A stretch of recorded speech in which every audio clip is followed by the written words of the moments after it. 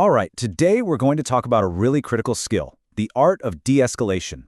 We're going to explore how you can manage pressure, take control of your environment, and most importantly, stay safe. This deep dive is made possible by our sponsor, The Other Way, personal sovereignty and safety. So let's get into it. So, how do you win a fight? By refusing to fight. I mean, it sounds like a riddle, right? A paradox. But what if the real victory isn't about overpowering someone? What if it's about strategically taking the fight itself right off the table? That's the idea we're going to unpack today. Okay, so let's get on the same page about what we're actually talking about here. De-escalation isn't about being nice or just backing down. No, it's a very precise skill set. It's about using your words and your body language to deliberately dial down the intensity of a conflict and steer it away from violence. And this, right here, changes the whole game. It's not passive, it's a strategic refusal. Think of a conflict like a fire. For that fire to get bigger, it needs fuel. And so often, we are the ones providing that fuel with our reactions, our anger, our ego. De-escalation is just making the conscious choice to stop feeding the flames. So that brings up a really important question. One we have to ask ourselves. How do you know if you're the one throwing logs on the fire? You know, escalation is almost always a two-way street, and the very first step to controlling a situation is recognizing how you might be contributing to it. So let's look at the signs. Are you mirroring their energy? As they get louder, are you getting louder? If you are, they're leading the dance, not you. Or, in your head, are you scrambling for that perfect comeback, that killer line that will put them in their place?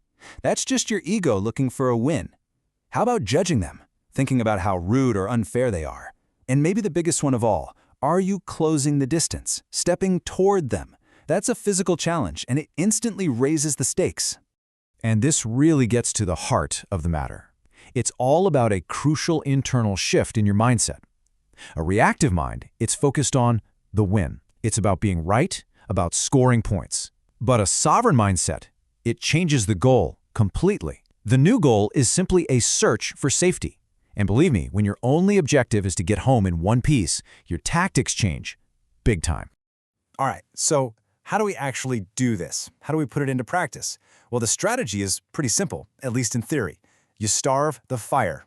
You have to consciously take away all the things that a conflict needs to survive and grow. Think about it like this. An aggressor is always looking for something to grab onto, a handle. And that handle is almost always your ego, your need to be right, that feeling of being disrespected. When you can consciously set your ego to the side, you become smooth. There's nothing for them to grip. Their aggression just slides right off because you've removed the handle.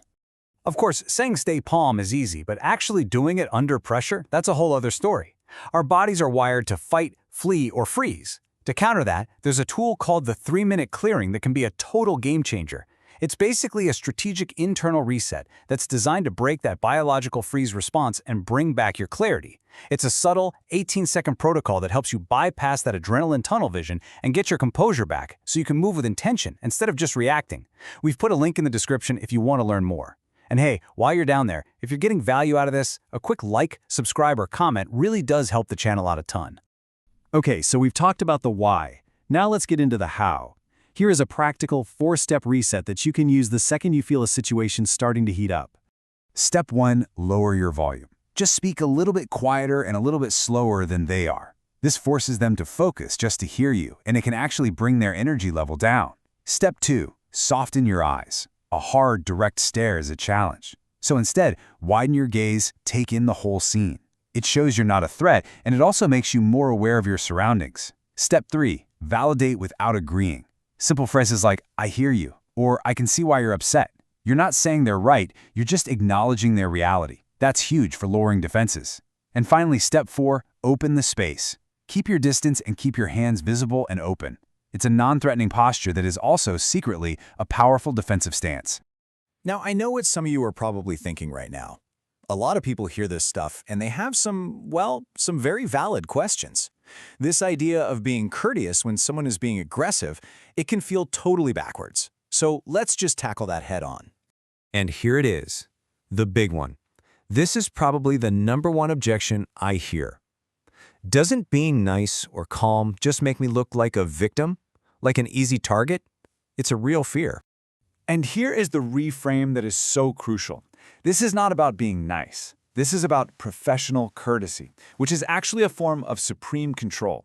See, a victim is forced to react. A strategist chooses to respond. By staying calm and courteous, you are sending a very powerful unspoken message. And that message is, you don't control me, I control me.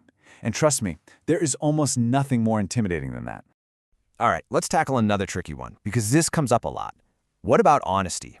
Is it okay to, well, lie? To create an exit for yourself when you feel unsafe? Look, in a situation like this, your number one priority is your safety. Period. It is not social etiquette. If you're dealing with someone who is acting like a predator, the normal social contract is off the table. So tactical deception, saying something like, oops, I gotta take this call, or, oh, there's my ride now, is an absolutely valid tool. In this kind of context, your integrity isn't measured by telling the truth. It's measured by the outcome, getting yourself home safely. Okay, this might be the most important boundary we can possibly draw. De-escalation is a powerful, powerful tool, but it is not magic. It's not foolproof. So when is it time to stop talking and prepare to defend yourself? And the answer here has to be absolutely crystal clear in your mind.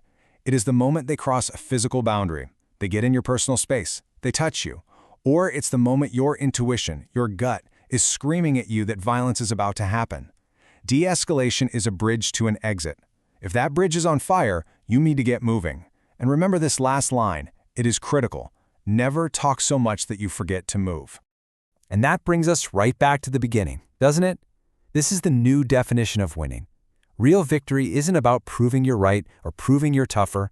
Victory is just the act of walking away, safe and sound.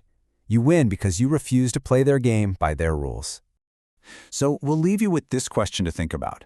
Everything we've covered today, setting your ego aside, choosing to respond instead of just reacting, staying calm when everything is chaotic, it all points inward, doesn't it? It kind of suggests that to truly master the art of peace around you, maybe you first have to master the art of yourself. Thank you so much for joining us. This explainer was made possible by The Other Way, Personal Sovereignty and Safety. Stay safe out there and stay sovereign.